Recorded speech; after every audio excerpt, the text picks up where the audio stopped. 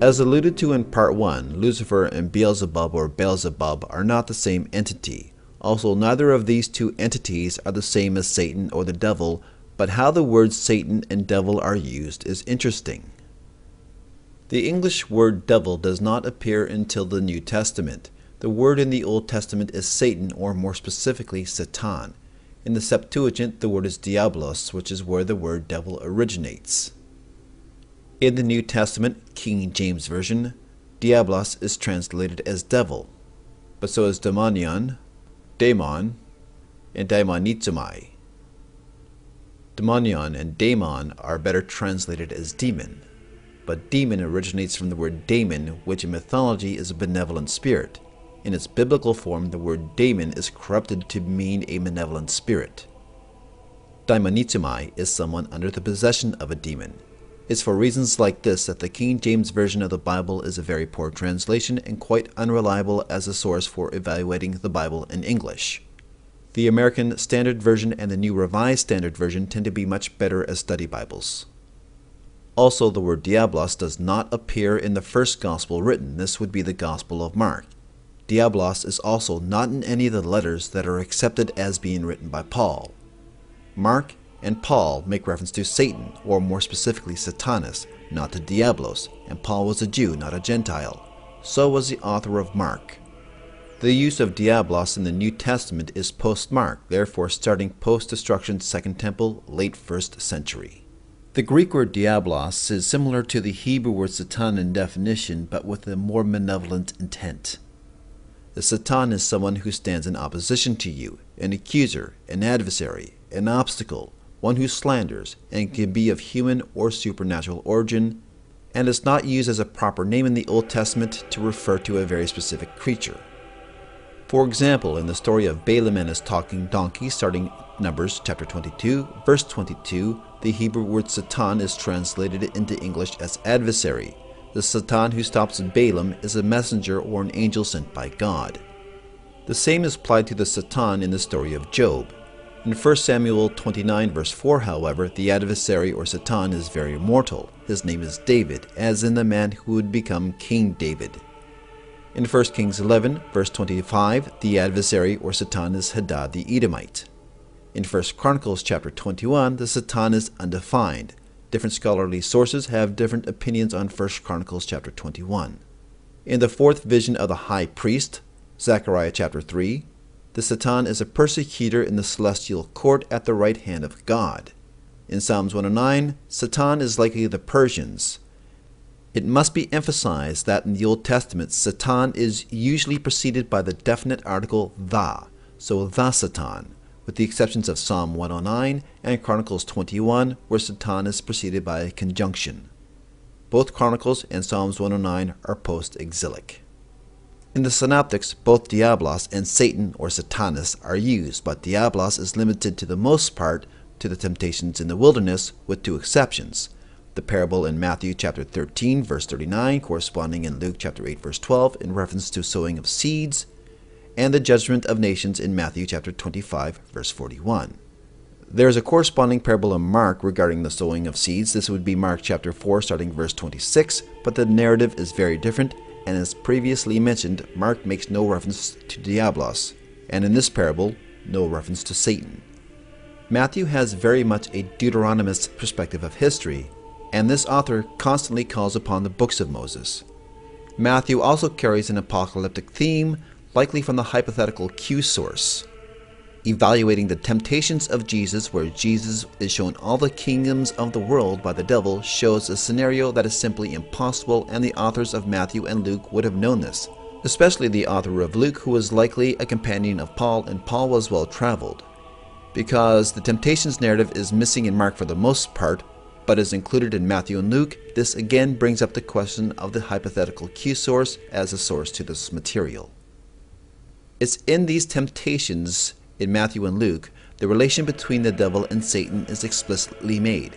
This would be Matthew chapter 4 verse 10, and dependent upon the version of the Bible, Luke chapter 4 verse 8. It is unreasonable for anyone to look at the story of the temptations of Jesus as literal, but it does make much more sense figuratively, was seen as symbolic of the 40 years the Israelites spent in the wilderness. This would be found in Numbers. Each test represents an event in the Exodus. Hunger, tempted to put God to the test, and idolatry. Unlike Israel, Jesus does not fall into temptation and calls upon Deuteronomy as a reply to each temptation. The 40 days also has a correlation to the 40 days Moses spent in a cloud on top of Mount Sinai fasting. This, combined with Jesus constantly calling upon the laws of Moses, further emphasized by the commandments of Jesus, love thy neighbor as thyself, originating from Leviticus, and thou shalt love the Lord thy God, from Deuteronomy, and that Jesus has come to fulfill the laws of Moses, as indicated in the Sermon on the Mount of Olives, is setting up Jesus to be the new Moses as per the author of Matthew. This makes the idea of the devil in the temptations of Jesus symbolic of the plight of the Israelites during the Exodus. Because the apocalyptic theme inherent in Matthew, it is likely that Matthew was written by an apocalyptic Jew. However, this is admittedly my personal opinion. Apocalyptic Jews believed that God had let evil into the world, and that he would make things right at the end, as emphasized in Daniel and Revelation. This would of course mean that the author of Matthew would have believed that the devil or Satan was a malevolent supernatural force. In Revelation, the relation between the devil and Satan is made in Revelation chapter 12 verse 9 and Revelation chapter 20 verse 2. Furthermore, the synagogue of Satan is referenced in Revelation chapter 2 verse 9 in the message to the church in Smyrna, and Revelation chapter 3 verse 9 in the message to the church in Philadelphia. Smyrna and Philadelphia were cities in western Asia Minor, modern-day Turkey, not far from the Isle of Patmos, which is the island where John wrote Revelation. The message to Pergamum, Revelation chapter 2 starting verse 12, references the throne of Satan. In Pergamum there was an altar to Zeus and Asclepius. Asclepius was the Greek god of medicine, represented by a snake. At this time there was also a belief that Nero would return. These messages or letters referencing the synagogue of Satan make a relation to the Jews who follow the synagogue of Satan. Historically speaking, the leaders of the synagogues had declared that the Christian Jews were not proper Jews. This would leave the Christian Jews open to persecution. This was slandering, or an accusation, which is the definition of a Satan or Satan or Diablos, the synagogue of the slanderer. In Revelation chapter 12 verse 9 and Revelation chapter 20 verse 2, Satan, or the devil, takes the form of a dragon or a great serpent determined to kill a mother and a child, a dragon who was defeated by Michael in Revelation chapter 12. The dragon and the angels were cast down and are declared in the narrative as being accusers, again following the definition of Satan or Satan, and at the end of Revelation chapter 12 it makes it clear that the dragon was making war on the Christians. This again follows the historical theme of the persecution of the Christians by the Romans, especially under Nero. The dragon, Satan, Satan, the devil, is likely a reference to the Romans and plays on the earlier motif of a battle between a great god and a celestial serpent or dragon. The serpent usually represents a primordial chaos, and examples of such battles would be Yahweh and Rahab in Isaiah, Baal and Yam in Canaanite legend, Marduk and Tiamat in Sumerian, or Apollo killing the serpent Python, a serpent that threatened his mother Leto. Matthew's imagery on Satan is in stark contrast to the author of Revelation, and both of these books, due to the symbolic nature of the literature, are in stark contrast to the Old Testament Satans, which are usually present in very human form or as a supernatural Satan in the service of God. There is no consistency in the Bible of who or what the Satan or Satan is, other than the general definition.